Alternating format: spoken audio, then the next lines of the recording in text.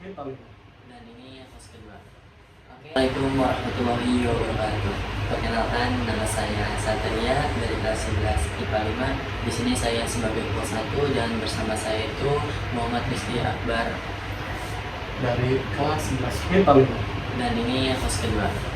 Oke, Akbar, selamat datang di podcast Hikmah. Hari ini saya Satria. Kita akan membahas topik yaitu mengenai tentang kondisi agama Islam di Indonesia pada saat ini. Terima kasih pada Satria telah mengundang saya di waktu yang baik ini untuk sama-sama belajar kembali dan bertukar pendapat tentang kondisi keagamaan Islam di Indonesia. Ini adalah topik yang sangat bagus untuk dipelajari ke depan.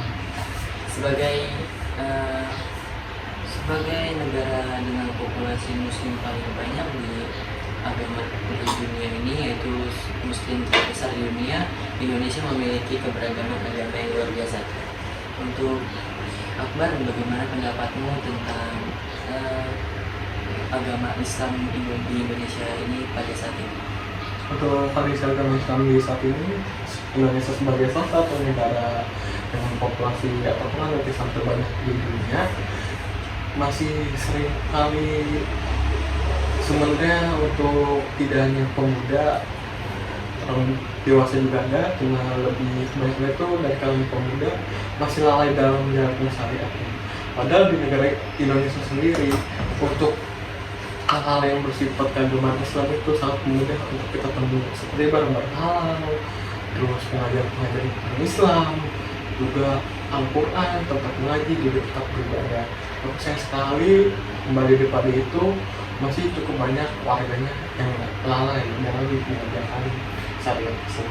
Iya, kan seharusnya tuh karena banyak sekarang tuh kan, pada zaman sekarang tuh banyak buat masjid yang bagus, kayak misalnya masjid-masjid di luar sana kan ada AC-nya, tempat buat sujudnya juga empuk, tapi kenapa juga masih tetap lalai dalam mengerjakannya gitu kan? Iya, bahkan masjid yang bagus seperti itu sekarang itu banyak yang mengunjungi, tapi sholat itu hanya sedikit. Mereka hanya menjadikan masjid itu sebagai spot-spot untuk berfoto, untuk meramaikan media sosial mereka, istirahat dan sebagainya. Iya, tapi anak-anak muda bahkan hanya untuk spot media sosial, yang untuk sholat di sana pun masih sedikit.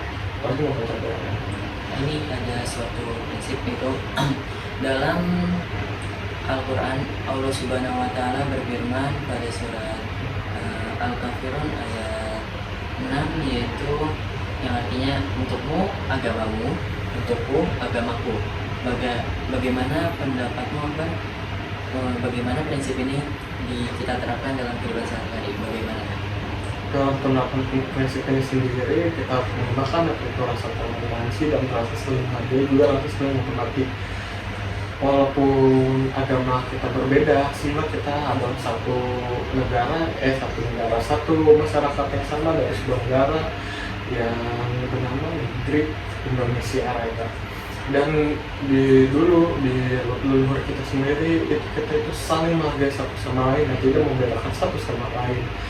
Lagi pula, walaupun kita berbeda agama, berbeda nama Tuhan atau ajarannya, tapi intinya agama itu, baik agama dari kitab Injil, kitab Taurat, kitab Zabur, itu sama diturunkan dari Allah dan kepada Rasul.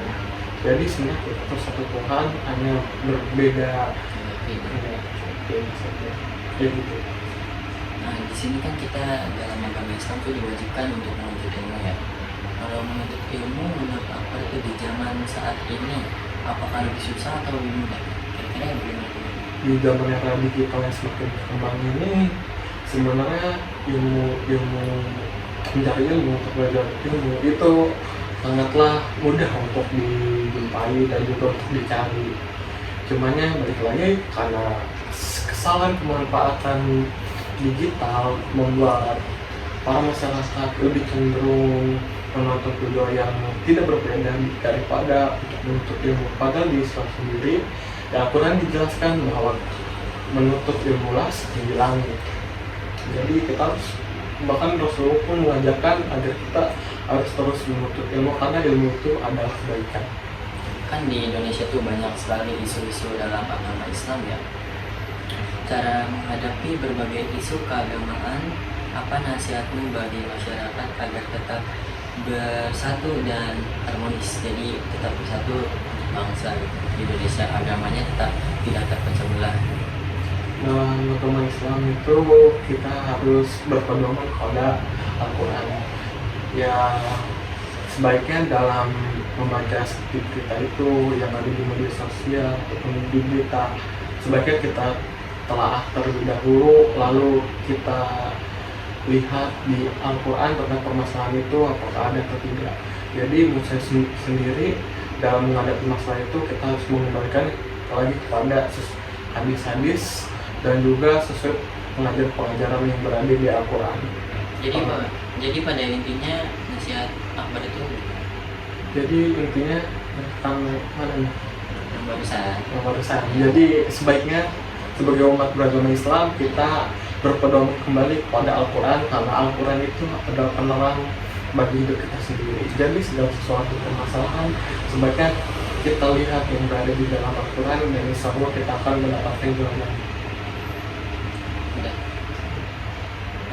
Nasihat itu mungkin nasihat yang cukup baik ya, dan itu juga mungkin menutup dari pertanyaan saya karena waktunya yang ya cukup terbatas. Mungkin segitu aja podcast dari kami, kurang lebihnya mohon maaf. Nanti jika ada waktu lagi kita akan membuat podcast lagi tentang hal-hal yang menarik. Sekian podcast dari kami, yaitu Satria dan Muhammad Rizky Akbar dari kelas 11 IPA 5. Kurang lebihnya kami mohon maaf. Wassalamualaikum warahmatullahi wabarakatuh.